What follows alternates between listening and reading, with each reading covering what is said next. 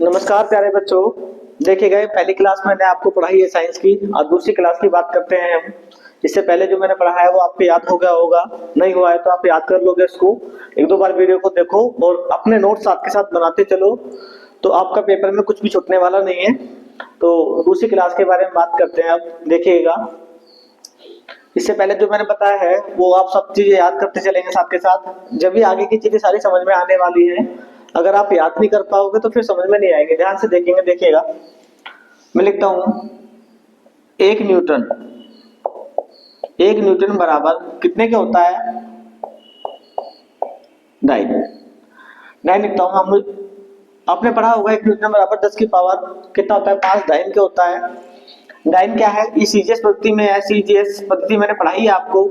CGS पद्धति में किसका मात्रक होता है? बल का मात्रक होता है। वैसे बल का मात्रक न्यूटन भी है, ये एमकेएस पद्धति में होता है। बल का मात्रक किसमें होता है? न्यूटन जो है बल का मात्रक किसमें होता है? एमकेएस पद्धति में होता है। और सीजीएस पद्धति में बल का मात्रक क्या होता है? डाइन। तो एक न्यूटन बराबर कितने का होता है? 10 की पावर 5 डाइन के होता है। रटा है आज तक हमने, लेकिन मैं बताता हूँ आपको, बहुत आसान है, आप आराम से निकाल भी सकते हो और हमेशा आपके याद में रहेगा। रटने की कोई चीज नहीं है इसमें। मैं आपको पहले से बताता आया हूँ कि रटने की कुछ भी चीज नहीं है। साइंस को ध्यान से समझते हुए चलेंगे। देखिएगा, एक न्यूटन बराबर क्या होता है? देखो, एफ बराबर बल बराबर क्या होता है? एम गुना ए होता है। द्रव्यमान गुना क्या होता है? त्वरण होता है। एफ बराबर एम ए, पढ़ा है आपने। एम क्या है? एम किलोग्राम है। एम का द्रव्यमान, एम का मात्रक क्या होता है? किलोग्राम होता है। एम क्या है? किलोग्राम। और ए क्या है? त्वरण है। और त्वरण को किस में नापते हैं हम? मीटर प्रति सेकंड स्क्वायर। मीटर प्रति सेकंड स्क्वायर। मीटर प्रति सेकंड स्क्वायर, इसका मात्रक ये होता है। बात करूं मैं सीजीएस पद्धति में, तो सीजीएस पद्धति में क्या होगा? तो किलोग्राम का मात्रक क्या हो जाएगा? इसमें ग्राम हो जाएगा। और मीटर किस में बदल जाएगा? सेंटीमीटर हो जाएगा इसका। Centimetre, centimetre. और सेकंड तो सेकंड ही रहता है, इसमें भी सेकंड ही रहेगा, सेकंड का स्क्वायर। देखिएगा, बात करता हूं मैं ग्राम। तो 1 किलोग्राम में कितने ग्राम होंगे? 1 किलोग्राम में कितने ग्राम होते हैं? 1000 होते हैं।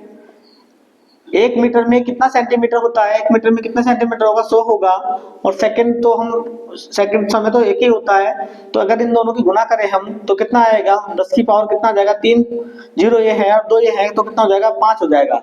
तो 1 न्यूटन बराबर कितना आया? 10 की पावर 5 डाइन क्या आता है? डाइन क्या हो गया ये? 1 न्यूटन बराबर कितना होता है? 10 की पावर 5 डाइन क्या होता है? ये पेपर में पूछा गया है कई बार, तो आपको याद होना चाहिए।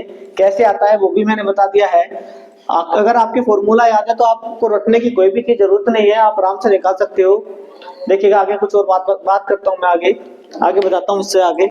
देखिएगा, आगे बात करता हूँ मैं। देखिएगा, कल मैंने पढ़ाया था आपको, अगर कोई व्यक्ति 100 किलोमीटर की दूरी तय करता है, 100 किलोमीटर की दूरी तय करता है, किसी व्यक्ति ने 100 किलोमीटर की दूरी तय करी है, और मैं बात करता हूँ एक व्यक्ति 100 किलोमीटर की दूरी, एक व्यक्ति कितना? 100 किलोमीटर की दूरी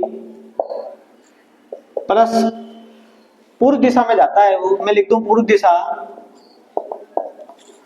तो मैंने कल समझाया था आपको, कल बताया भी था, अगर एक व्यक्ति 100 किलोमीटर की दूरी तय करता है तो वो कैसी राशि होती है? अदिश होती है, जब उसमें दिशा की बात नहीं करता। अगर वो 100 किलोमीटर की दूरी कर रहा है और मैं कह रहा हूँ पूर्व दिशा में जा रहा है, तो वो कैसी होगी? वो सदिश होगी। देखिएगा, मैं दूरी और बात करता हूँ विस्थापन की, उसी को मैं समझाने वाला हूँ अभी आपको। इससे संबंधित ही है वो, ध्यान से देखेंगे। दूरी और विस्थापन में, दूरी और विस्थापन को बता रहा हूँ मैं अभी आपको। देखिएगा, दूरी और विस्थापन की बात करता हूँ। दूरी क्या होगी? विस्थापन क्या होगा? देखिएगा, पहले चीज हम पढ़ते हैं। देखिएगा, ध्यान से देखेंगे इधर। ये ए बिंदु है, ये बी है, ये सी है, और ये हो जाएगा डी।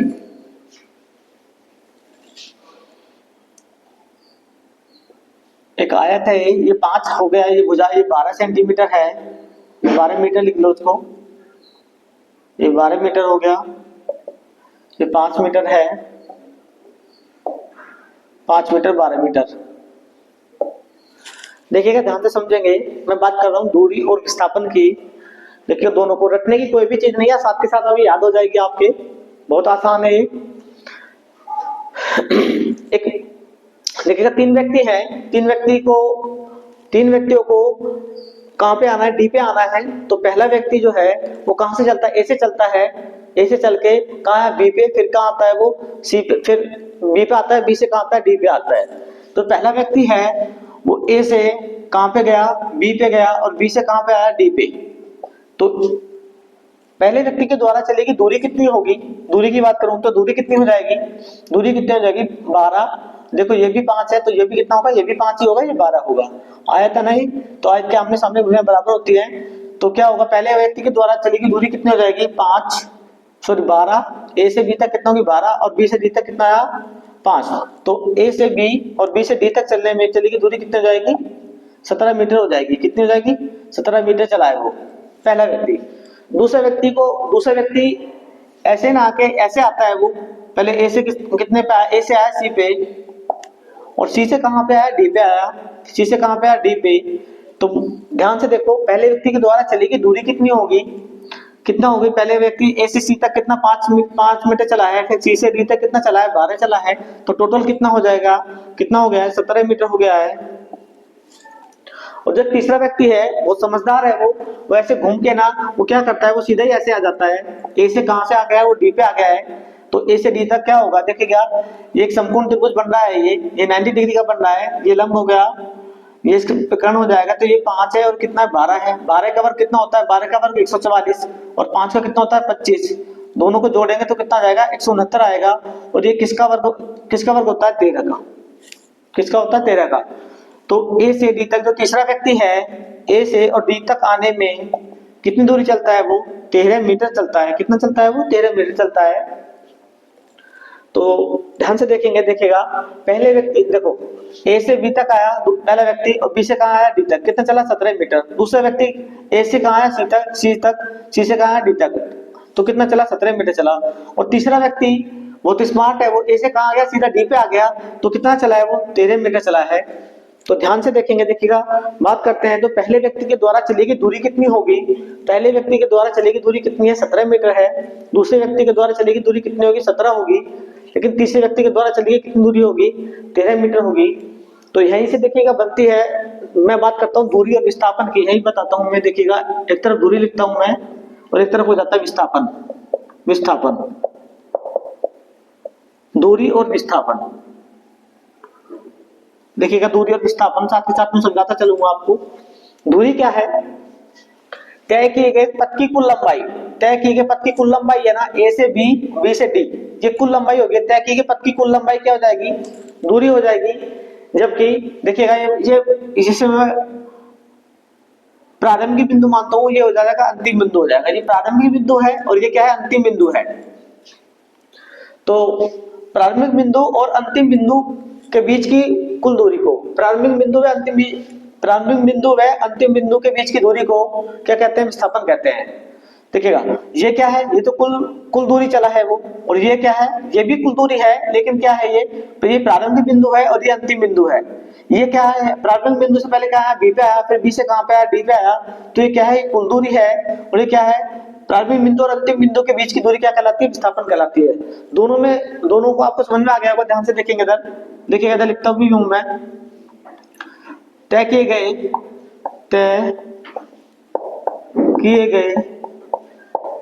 पथ की तय किए गए पथ की कुल दूरी, तय किए गए पथ की कुल लंबाई, तय किए गए पथ की कुल लंबाई। देखिएगा ए से कहां है, बी तक, और बी से कहां है, डी तक है। तो तय किए गए पथ की कुल लंबाई क्या कहलाती है, दूरी कहलाती है। जबकि विस्थापन की परिभाषा क्या होगी, प्रारंभिक बिंदु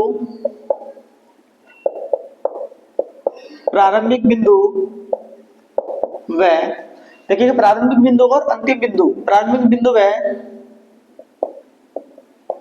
अंतिम बिंदु, प्रारंभिक बिंदु व अंतिम बिंदु के बीच की दूरी,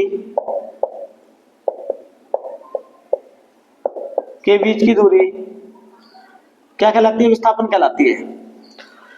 तय किए गए पथ की कुल लंबाई क्या कहलाएगी, तय किए गए पथ की कुल लंबाई क्या कहलाएगी, वो दूरी कहलाएगी। और जबकि प्रारंभिक बिंदु अंतिम बिंदु के बीच की दूरी क्या कहलाती है, विस्थापन कहलाता है। क्या कहलाता है? वो विस्थापन कहलाता है। देखिएगा, पहली चीज समझ में आ गई आपकी। दूसरी चीज क्या है? देखिए, दूसरी चीज बताता हूं मैं आपको। दूरी की बात करता हूं मैं। तो दूरी कैसी राशि है? दूरी अदिश राशि है। कैसी राशि है? अदिश राशि है। दूरी कैसी है? अदिश राशि है। जबकि विस्थापन क्या है? विस्थापन सदिश राशि है। सदिश राशि है। विस्थापन कैसी राशि है? सदिश राशि है। बात करता हूं देखिएगा दूरी की। तो दूरी का मात्रक की बात करता हूं। तीसरा अंतर क्या हो सकता है इसमें? मात्रक इसका, मात्रक क्या होगा? इसका भी मात्रक की बात करूं मैं, मात्रक क्या होगा इसमें भी? देखो, दूरी को भी हम किस में नापते हैं? हम दूरी को किस में मापते हैं? हम मीटर में मापते हैं। और विस्थापन को भी किस में मापते हैं? हम मीटर में मापते हैं इसको भी। तो दूरी का भी मात्रक क्या होगा? मीटर होगा। और विस्थापन का मात्रक क्या हो जाएगा? मीटर हो जाएगा। आगे देखते हैं, देखिएगा, दूरी की बात करते हैं और विस्थापन की। दूरी और विस्थापन के बारे में और बताता हूं मैं अभी आपको। देखिएगा आगे एक और तरह से और बताता हूं मैं आपको। पहले समझाता हूं मैं, ध्यान से देखेंगे इधर। एक रेखा है, यहाँ पे ओ बिंदु है, ये ए हो जाएगा। और ये ले लिया हमने बी, ये ए है यहाँ पे, और ये इधर बी है। ध्यान से देखेंगे, देखिएगा कितना है ये? ओ से ए तक ये कितना है? 5 मीटर है। टोटल कितना है ये? 5 मीटर दे रखा है। ये भी 5 मीटर है। और ये भी कितना है? 5 मीटर है।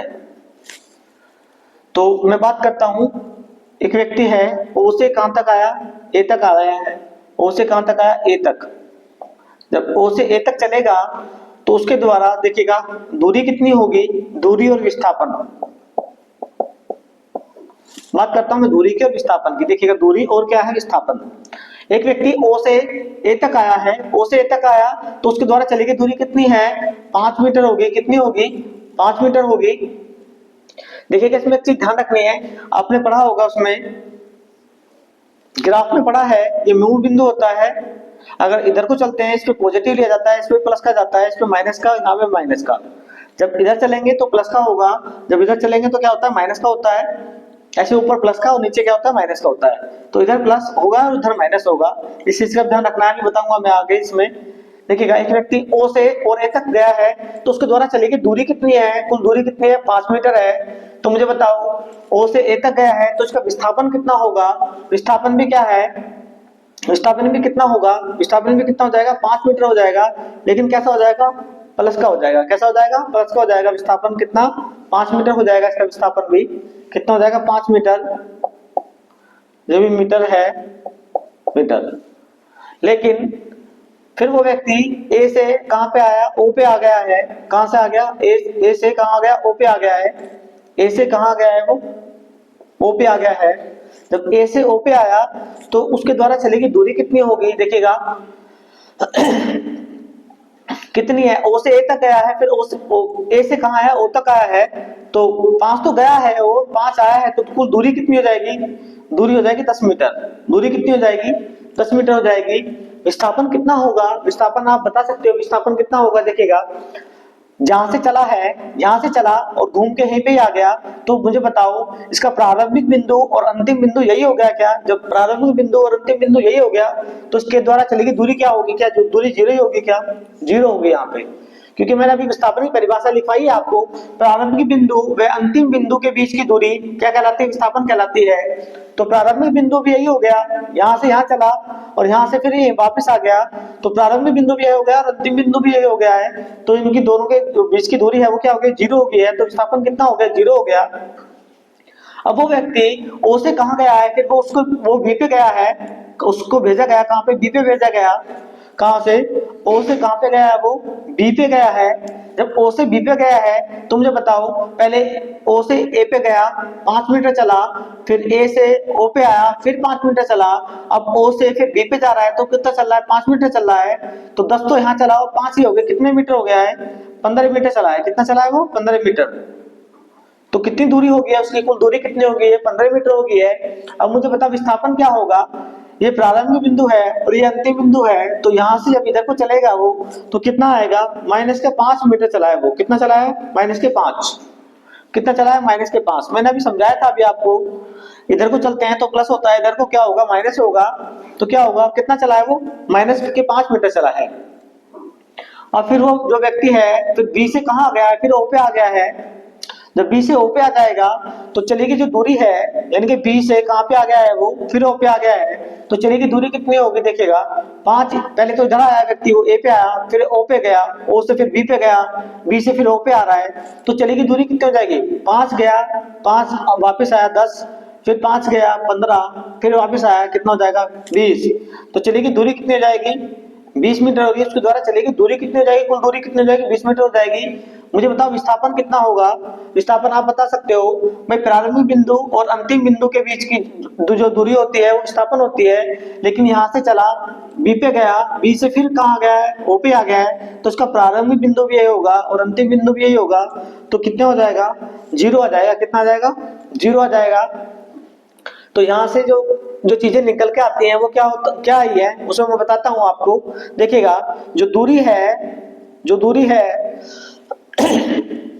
दूरी विस्थापन के बराबर, देखिएगा जो दूरी है विस्थापन के बराबर हो सकती है क्या, हाँ विस्थापन के बराबर हो सकती है, क्योंकि ये भी 5 मीटर है, प्लस का ही है ये भी, और ये भी प्लस है, तो दूरी विस्थापन के बराबर हो सकती है, विस्थापन के बराबर हो सकती है, लेकिन क्या होगा, विस्थापन सॉरी दूरी कभी भी क्या है, देखिएगा दूरी 0 नहीं है, तो 0 नहीं होगी।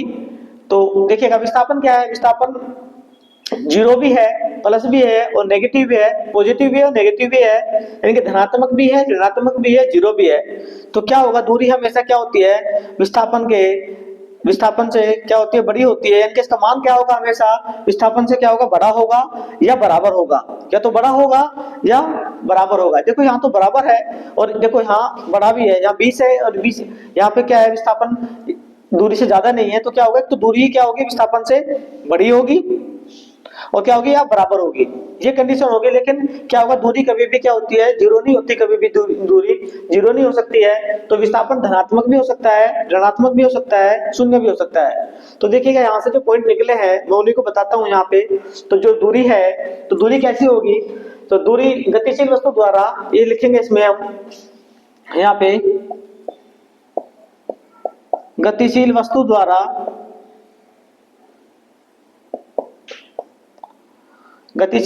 तय की गई दूरी,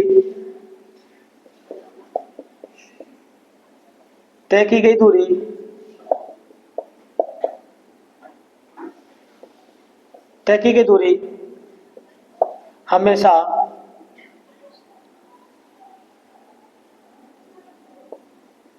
धनात्मक। देखिएगा गतिशील वस्तु द्वारा जो गति करी है वस्तु ने, गतिशील वस्तु द्वारा तय की गई दूरी हमेशा कैसी होती है, देखो धनात्मक है, कभी भी ऋणात्मक नहीं होगी, नहीं शून्य होगी। तो गतिशील वस्तु द्वारा तय की गई दूरी कैसी होती है, हमेशा धनात्मक होती है, और देखिएगा इसमें यहाँ क्या होगा, या लिख सकते हो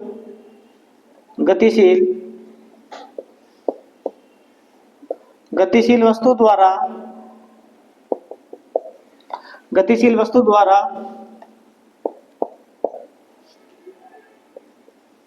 तय किया गया विस्थापन कैसा होगा, देखिएगा कह सकते हो आप धनात्मक हो सकता है, ऋणात्मक हो सकता है, वह शून्य हो सकता है।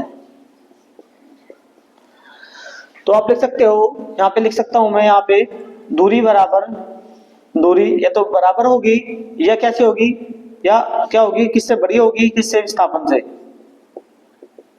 से। ये आप लिख सकते हो असाइनमेंट में।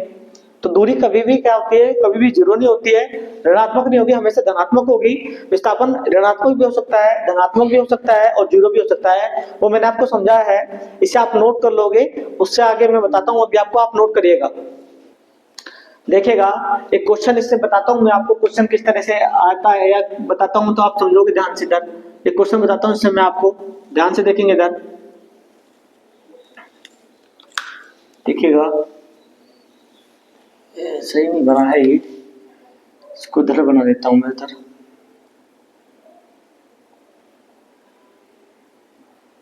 ये कोई ए बिंदु है, ये बी है।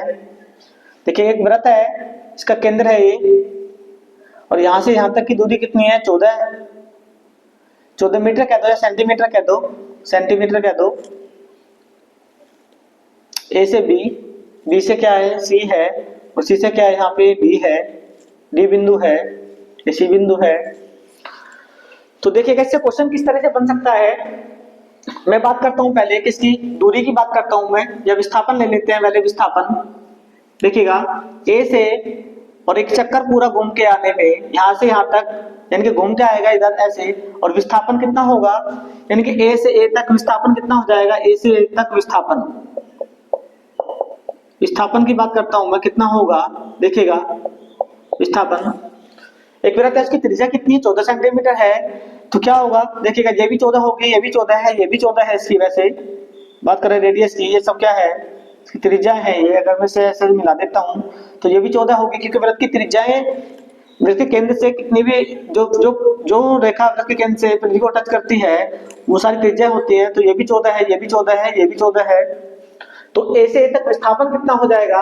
मैं विस्थापन की बात करता हूं भाई। ए बिंदु से चला और कहां पे आ गया? घूम के आ गया, ए पे आ गया, तो विस्थापन कितना होगा? तो प्रारंभिक बिंदु और अंतिम बिंदु के बीच की दूरी को विस्थापन कहते हैं। मुझे बताओ विस्थापन कितना हो जाएगा? विस्थापन की बात करूं मैं, विस्थापन, विस्थापन, एक व्यक्ति ए से चला और घूम के ए पे ही आ गया, तो विस्थापन कितना होगा? विस्थापन कितना होगा? 0 होगा। क्यों होगा? क्योंकि अब प्रारंभिक बिंदु और अंतिम बिंदु क्या है? अंतिम बिंदु भी यही हो गया, क्योंकि घूम के यहीं पे ही आ गया है। तो प्रारंभिक बिंदु और अंतिम बिंदु के बीच की दूरी कितनी हो गई है? 0। यानी जहां से चला वहीं पे ही आ गया, तो क्या होगा? विस्थापन क्या हो गया? 0 हो गया है। मैं बात करता हूँ दूरी की, तो दूरी कितनी हो जाएगी इसकी? दूरी देखिएगा, एक व्यक्ति है, ए से चला और फिर बी पे आया, बी से फिर सी पे आया, सी से कहां पे आया? डी पे आया, फिर ए पे पहुंच गया है। तो इसकी जो दूरी है वो कितनी होगी? पूरा एक चक्कर लगा लिया है उसने, तो दूरी क्या होगी इसकी? दूरी क्या होगी इसकी? परिधि हो जाएगी। दूरी बराबर क्या हो जाएगा? परिधि हो जाएगी, परिधि। और परिधि होती क्या है? 2 पाई आर होगी। परिधि क्या होगी? 2 पाई आर, क्योंकि पूरा एक चक्कर हो गया। और ये वृत्त है, वृत्त की पूरा चक्कर क्या होता है? परिधि होती है। तो दूरी क्या हो जाएगी? 2 पाई आर, 2 गुना पाई का मान 22/7, और त्रिज्या कितनी दी है उसने? 14। ये भी 14, ये भी 14, ये भी 14 ही है। कितना लिखेंगे? 14 लिखेंगे हम आर को। तो 7 से काट देंगे, 7 दूनी 14, 22 दूनी 44, 44 दूनी कितना हो जाएगा? 88 हो जाएगा। तो 88 सेंटीमीटर क्या हो जाएगी? इसकी कुल दूरी हो जाएगी। दूरी कितनी हो जाएगी? अब दूरी की बात करें तो हम कितनी है? दूरी तो चलिए उसने 88 सेंटीमीटर, तो 88 सेंटीमीटर, जो मीटर ले लो उसमें 88 मीटर चला है वो, मीटर चला है वो, कितना चला? 88 मीटर चला है। और विस्थापन कितना है? 0 है।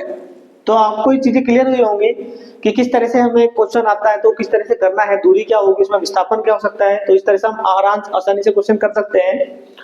और अगर आपको क्लास अच्छी लगती है तो लाइक कर सकते हो। धन्यवाद।